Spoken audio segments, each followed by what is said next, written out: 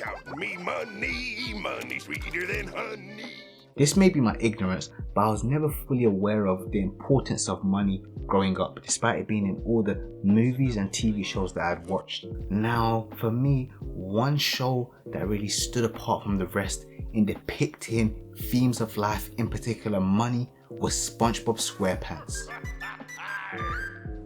With the theme of money, they depict this using a character called Eugene Krabs, Mr. Krabs for short, Hey, where are you going? in a very comedic but meaningful way through his profound love for Money. I mean, just listen to this. Ching, cha-ching, it's no contest. There's only one thing that I love the best. After revisiting the show, I realized this song, this character, his actions echo the deep-rooted problems in society associated with money, and clearly there was more layers that needed to be unveiled, discussed and reflected on.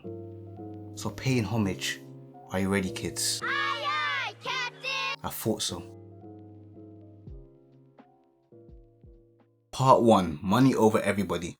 Now if you're like me, you probably had thoughts about why is the Krusty Krab the shape of a crab trap when Mr. Krabs is a crab? Now you can see this as a joke, but I think this was intentionally done by the creators to really drive home his character, his survival of the fittest mentality, because he would stop at nothing to make Money. even if his people have to suffer. To paint this picture clearer, season 3 episode 57 Krabbyland, Mr. Krabs goes as far as tricking little kids into a health hazard of an amusement park that he's created by himself for the sole purpose of taking their money. Now when this all goes wrong, he then decides to promise a Mickey Mouse like character to entertain them back at the restaurant. But of course, he's a cheapskate. There's not going to be no new figure coming to entertain them. So he dresses up as this figure, shows up for about 2 seconds, and then runs off with their money out of the back of the restaurant. Mr. Krabs has even deducted pay from his employees for doing stuff like breathing, which just really showcases how the love for money can consume us and make us cross the line no matter who's going to get hurt. And for him, this just gets worse and worse as the show goes on, as he becomes more and more and more shallow. Part 2. Money over integrity. Gladly give up everything for all the money that I've earned. As the song says, money is everything to him. And he really wasn't lying. In season 3, episode 56, Born Again Krabs, he displays 3 acts of let's call it madness, but I don't even know if that does it justice. Number 1, Mr. Krabs tries to make SpongeBob sell a rotten Krabby Patty found under the grill, which the assumption is probably that it's been there for years, to a customer. Number 2, Mr. Krabs threatens to rip off a customer's arm over a penny found on the restaurant floor. And number 3, finally, Mr. Krabs sells SpongeBob to the Flying Dutchman for 62 cents. 62 cents. I'll take the money. Mr. Krabs! Here you go, Krabs. 62 cents. Imagine all of this was done in one episode, but number 3 takes the cake.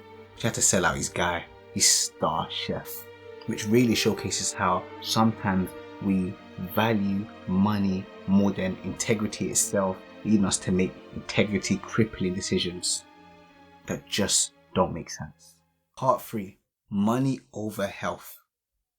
What is greater, health or wealth? For Mr. Krabs, this is no question at all. And 2 acts within the show really stand out for me. In season 4, episode 62, The Lost Mattress, we learn that Mr. Krabs stores all his money in his mattress instead of leaving it in the bank, making him 1, unable to sleep, and 2, results in him having chronic back pains when he's in the restaurant.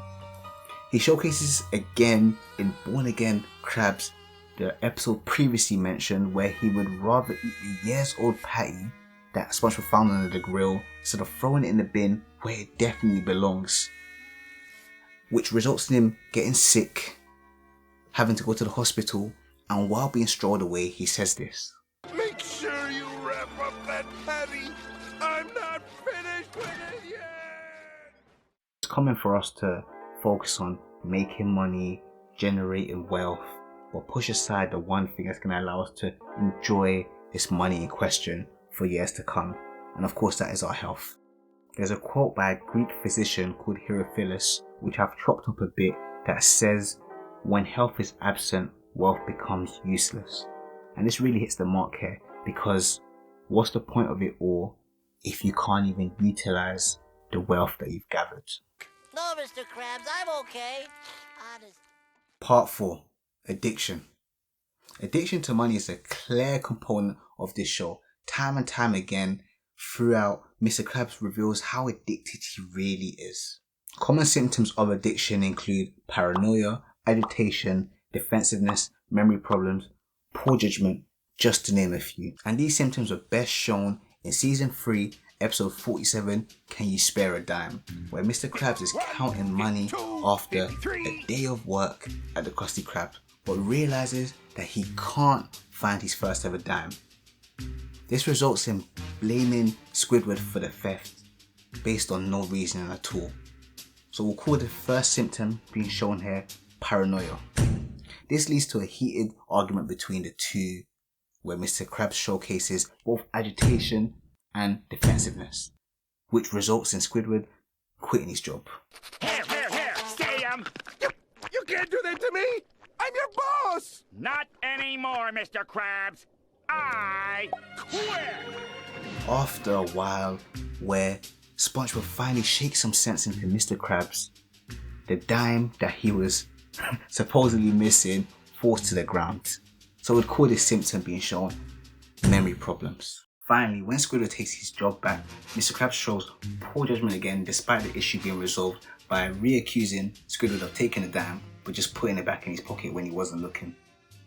Obvious that you put the dime in me pants. Dimes just don't fly into people's pants. Are you accusing me of something? Well, the way I see it, there are 3 possibilities.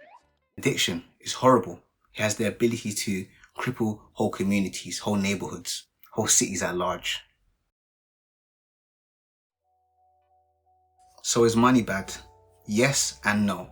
You see, money has the ability to give you control over your life, the freedom to do anything you actually want to do, but at the same time has the ability to consume you, to control you, to keep you locked in the matrix that we're all trying to escape. It's crazy how one of the richest people in the show have a completely broken mindset, and it's not dissimilar to what's going on over here in real life. So which one would you rather be? Now, of course, if you liked the video, then of course leave me a like, comment about what you liked, what you found insightful. Don't forget to subscribe, and of course, take care, stay blessed, and peace.